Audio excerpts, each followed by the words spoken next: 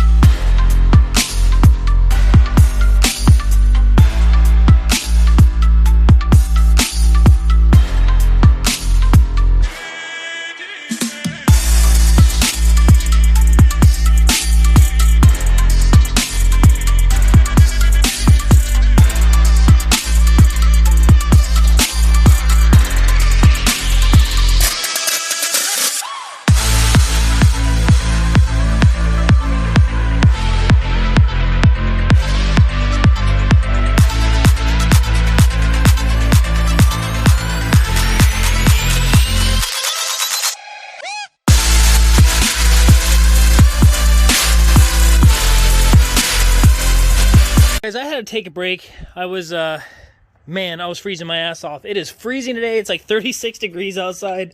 I'm so cold. I'm coming over here to sit in front of the heater real quick. Whew, I got my heater right here. Oh man, it is cold today. So that's where I'm at with the car. I got the motor somewhat put in. I'm gonna go ahead and tighten up just the driver's side motor mount and the passenger side motor mount, and then worry about the rear motor mount and stuff when some better weather arrives.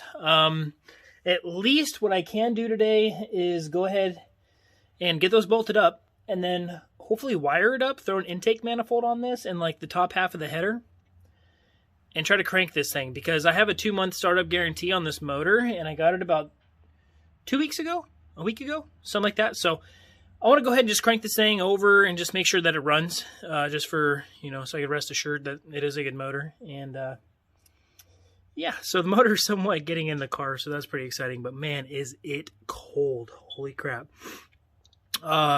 Doing this all by myself, it's taken me a little while longer than what I anticipated, but I am getting it done nonetheless.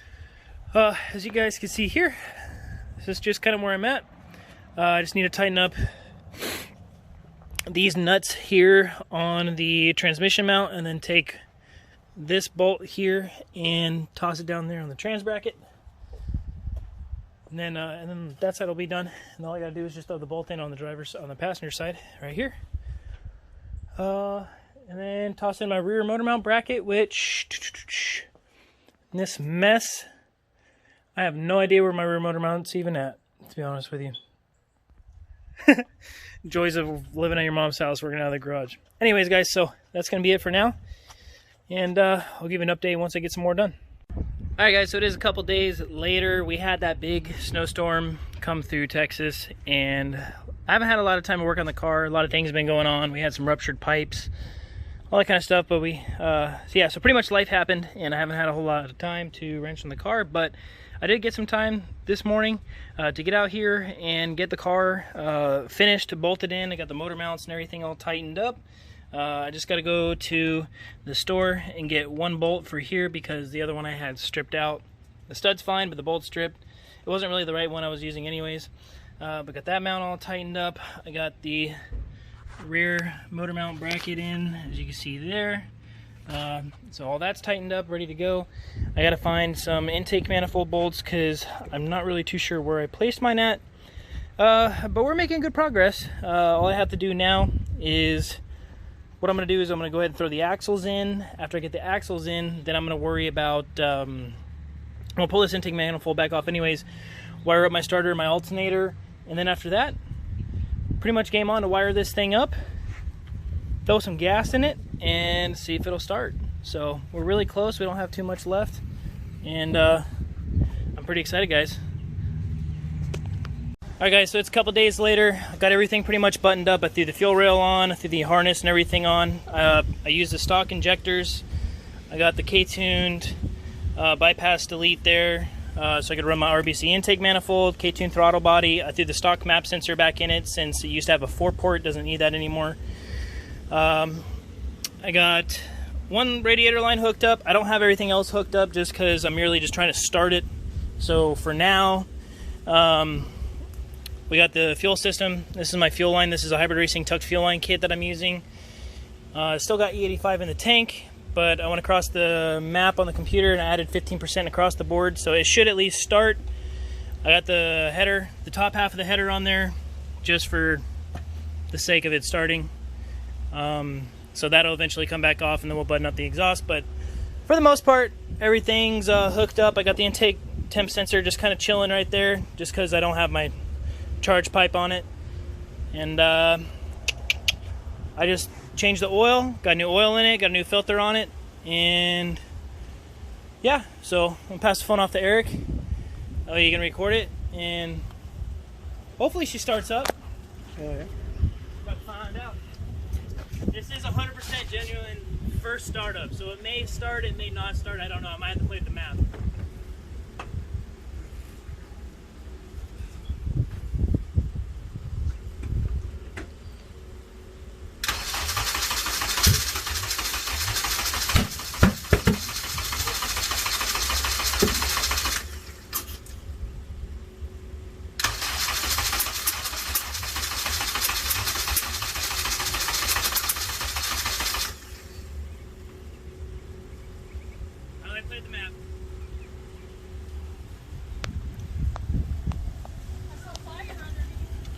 She still have the 85 in the line, so.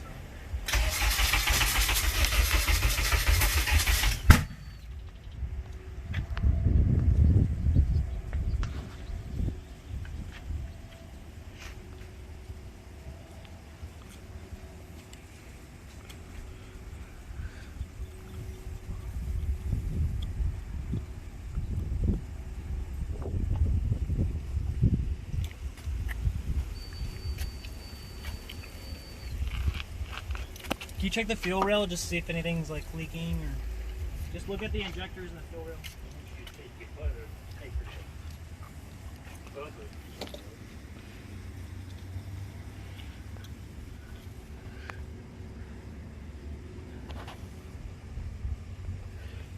No, they look good.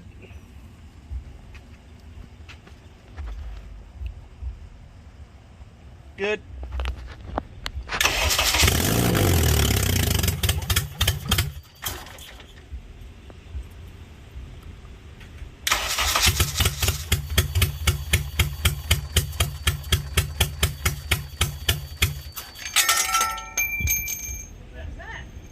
Is that my socket? Yeah.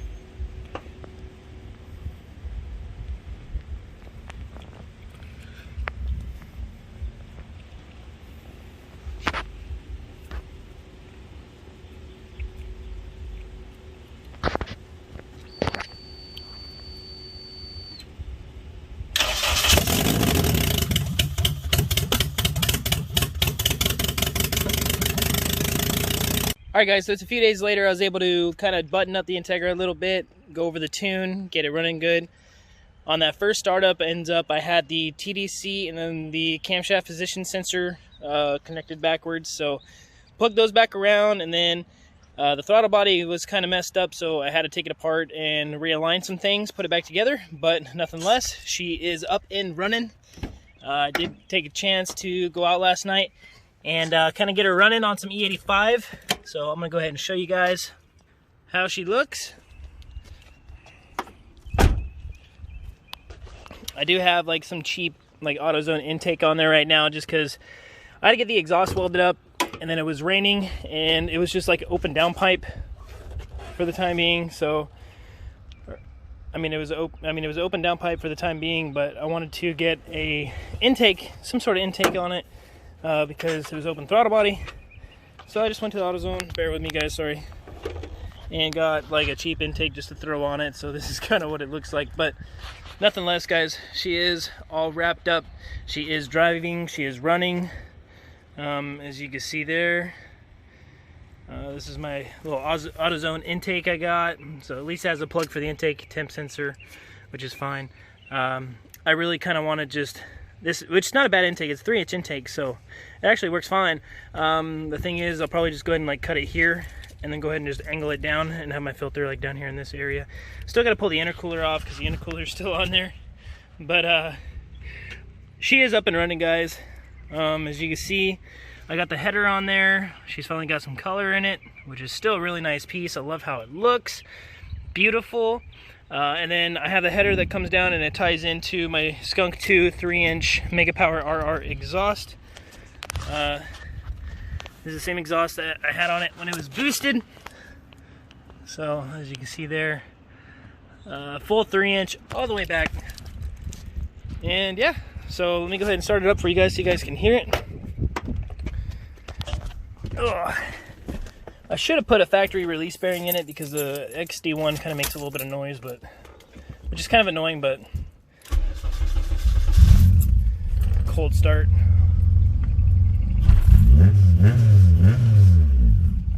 But she does run. And I got her idling good.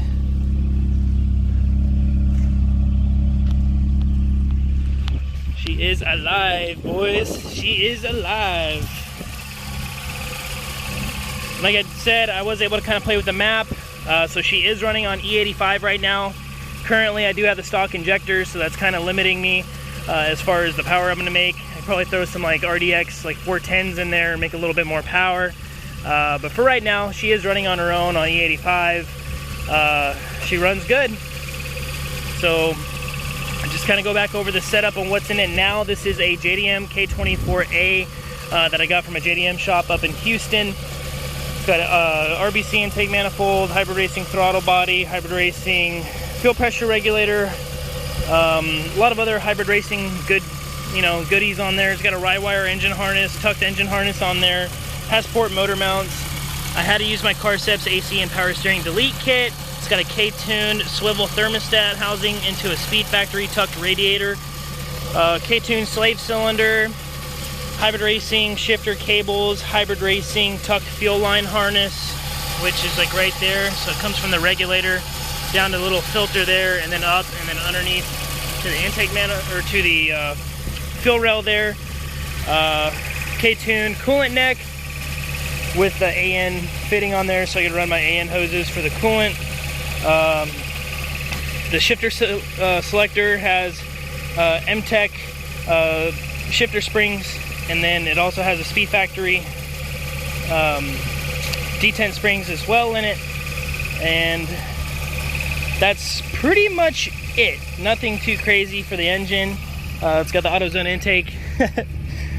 Going back in the car here, we still got the hybrid racing full adjustable short throw shifter, which is crazy. The throws on it are so short. Get in the car here. I got my carbon fiber racing bucket seat that I found in the trash can. It does have a check engine light on due to the primary and secondary O2 sensor. I just got to go ahead and in parameters in the map and turn those off. But she's idling at 13. But I got her tuned to where it kind of drops down into the 12s, 11.5s, like wide open throttle. So nothing less. It is good. I'll show you guys how short the throw is. That's first, second, third, fourth, fifth. So runs good. The rebuilt tranny that I did on it runs great. Shifts fine. I did replace fourth, goes into fourth. No issues at all. Really stoked about it, guys. So it sounds really good. I don't know if I can go ahead and try to get my foot on the throttle here. Sounds like a typical Honda. But, you know, some condensation has been sitting for a while, or for a couple days anyways. It's been kind of cold out. But other than that, guys, she is up and driving and running, and I've been taking it to work the past few days. Hasn't given me any issues yet, knock on wood. So anyways, gonna do it for this video, guys. I really appreciate y'all tuning in and watching me get the Integra back up and going. If you like this video, make sure you smash that like button. Make sure you smash the subscribe button as well, so you can stick around for more content, because we got some cool things coming up for the Integra, or for the MR2, I should say, right over there. But yeah, that's gonna be it for today's video, guys. I really appreciate y'all watching, and we'll freaking see y'all later. Peace.